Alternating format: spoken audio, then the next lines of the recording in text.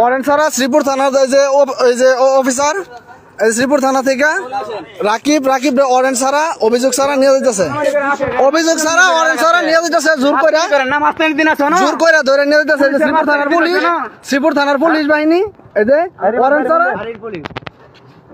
ফাঁড়ির পুলিশ। হ্যাঁ, সামান্য বিষয় আপনার কেন সিন্ডিকেট করতেছে? করো। আসামি ধরলে যাবো গা, সোজা অভিযোগ নাই, অভিযোগ আসামি মানা লাগছে।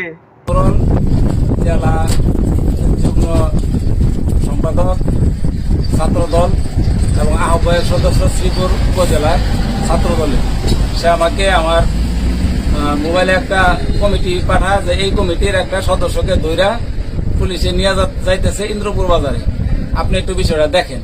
আমি আসলাম, এসে দেখি অনেক লোক, বনি নামে ছেলেকে সে হলো ছাত্র দলের সদস্য।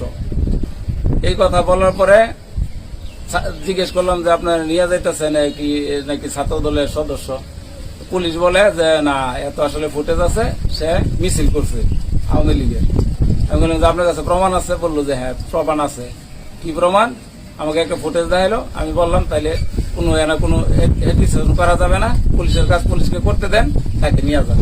তখন সসম্মানে সুন্দরভাবে কার কোনো খারাপ কারোর সাথে আচরণ হয় নাই, তাকে নিয়ে গেছে।